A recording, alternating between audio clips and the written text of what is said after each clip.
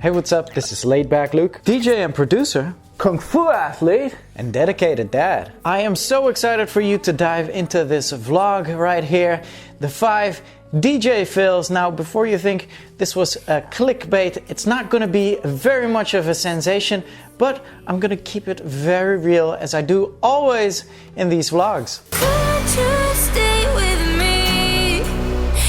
First off, a shout out to the comments of last week. Thank you so much for responding on my demo critiquing vlog. Shout out to the number 1 and 2 comments of last week, Cause and EDM Pick. I am very sorry, all you guys. We've been having massive trouble with the fan gauge page that is hosting my demo website. It should be all cleared up right now, and for everyone that had an error message, sorry for the inconvenience. I did see a lot of comments come by as well asking me if I listen to demos on my spare time as well. I absolutely do. So technically every Thursday is demo day for me, and off camera I will go and judge the tracks on my demo drop as well, but you'll only hear from me if I find a track that's good enough for me to sign. If you don't hear from me, if you don't hear from my label, that doesn't mean you suck. It's probably because we are super busy, and all you need to do is to keep making music, keep believing in yourself, and it will happen for you. Just keep up. We're going to keep up in this vlog as well, the 5 DJ fails, things that I did in the past. I'll take you out with me on tour right now. Let's go. Okay, so we're out here in Atlantic City at the Borgata, and I was actually gonna try and fly my drone out to give you some drone footage, some spectacular drone footage, but it's raining out, it's windy out. You can't like even see the building, so no drone footage for you, but we're gonna dive into the 5 DJ fails you need to know about. I'm excited. I'm gonna take you up to my very fancy room. Let's do this.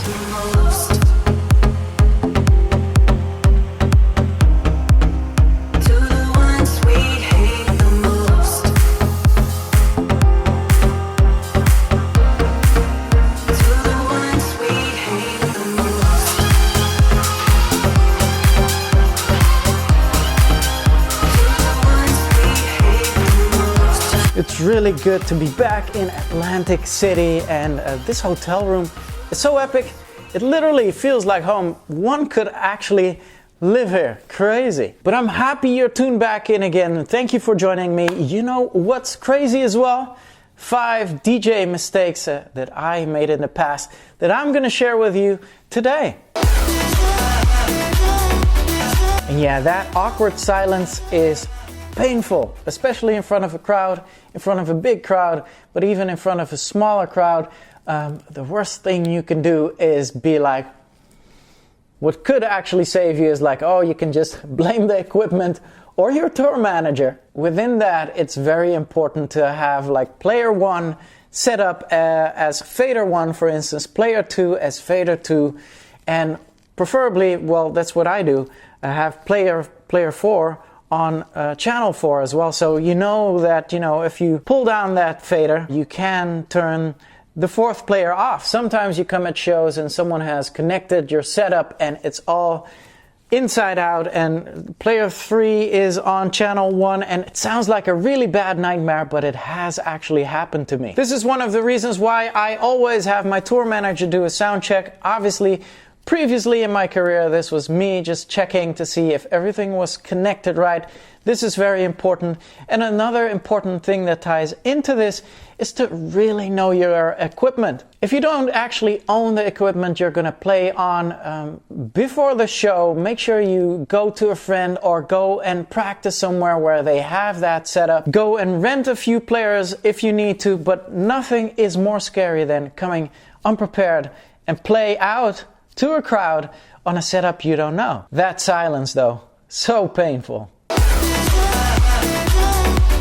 Something I did in my begin years as well. It's funny I don't write my name differently. Laidback Luke. Because I'm always 15 minutes late to wherever I go, wherever I showed up. Somehow I'm always 15 minutes late.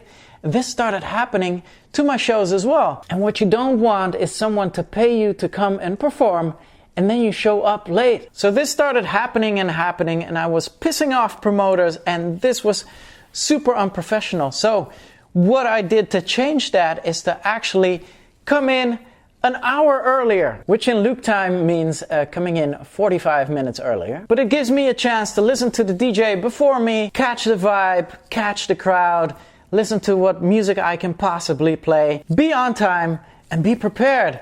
So arriving too late, no matter what kind of excuse you may have, there are people paying you or even people giving you a shot, and you want to be on time and be able to play your full set. This happened to me, this is a true story. So I was booked for a show. This was a show in Germany, and I drove there from the Netherlands. It was possibly like a 2.5 hour drive. A pretty big club, a lot of people in there. I arrived and I noticed there were all these DJs playing commercial trance music, psytrance music, and that sort of thing. Nothing wrong with that, but in that time, mind you, this was possibly 20 years ago, I was playing techno. This has nothing to do with trance or anything, and so the DJ who was slamming it before me with incredibly epic trance, I needed to take over, and I only had my techno records with me, my dark and underground industrial techno records with me, and I tried to adapt as best as I could. But even 10 minutes into my set, I saw that people weren't budging, the people weren't into it, and at a certain point, I get tapped on the shoulder by the promoter, and he said, dude, you need to get off the decks right now. And I was so angry, I was so frustrated, because it felt like, it was me, and it wasn't my technique, it wasn't my scratching, and this is the problem. I just got booked at the wrong party. Obviously, if you have a booking agent, then this is the responsibility of the agent, but in no way, shape, or form you want to end up as a DJ at the wrong party. Very painful. Okay, right now it's time for me to work on my mental health and on my physical health a little bit, and I am doing some Kung Fu right now with my student Bianca. Here's some B-roll footage of that.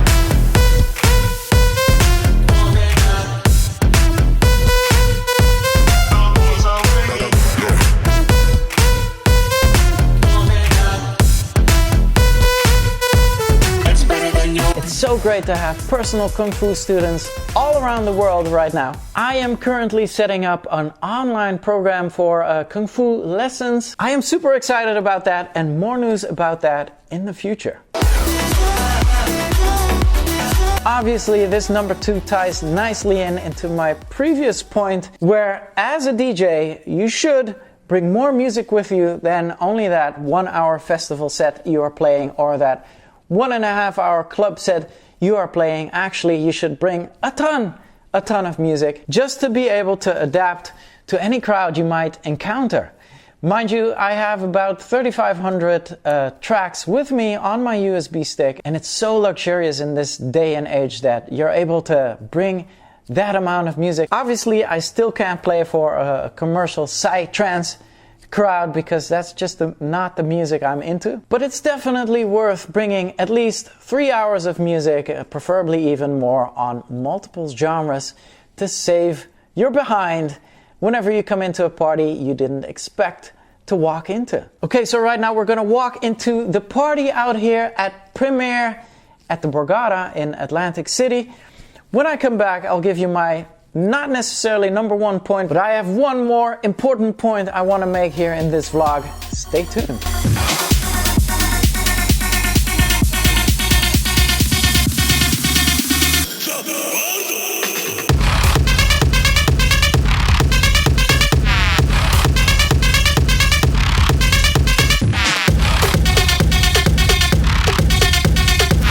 And we're back here in the room for the final point in this vlog.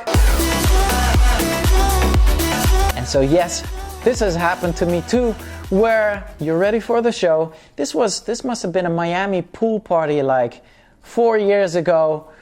I was ready to go on stage. I grabbed my headphones. I opened up my little folder with my USBs in there, and I noticed my USB was still in my room. And so what to do? You panic, of course. And obviously you don't want this to happen on the main stage or anything. Super lucky, my tour manager had a backup USB with him. This was an older USB though, must have been of like a half year ago, but he had it with him. I was about to go on, he put it in, and I was still able to play. Now I heard from fellow DJs that this has happened to them as well, and they didn't have a backup, and then you're totally screwed. But even on tour, if you only have one USB, and what if that one USB screws up and you're completely out of music? You don't want that to happen. So, and this is obviously for producers as well. Make sure to have backups, and backups. If you have more DJ fails, make sure to leave them out in the comments. It's always really good for me as well to scroll down them and to see what advice you can add on to this. If you liked what you saw, make sure to give me a thumbs up. Hit that subscribe button. In the outro, I will tell you what's going on next week. Playing in Atlantic City is always a pleasure for me. There's a lot of like old Laidback Luke followers in the tri-state area, and it's really good to see all those people I've seen at a lot of my shows throughout the year come through to a night like this. Next week, not a tutorial, not me explaining things in a hotel room, not even gonna give you producer tips. I'm gonna make a next vlog out to the people that know nothing of DJing and producing, and I am old-fashionedly gonna take you out on this massive Memorial Day weekend tour with me, 3 shows in a row. And I'm gonna let you in the chaos and how I survive there, and probably how I get my Starbucks and handle all those things. It's gonna be an original, true story and real life next week, so make sure you tune back in for that. Until then, L's up, race safely, and salute.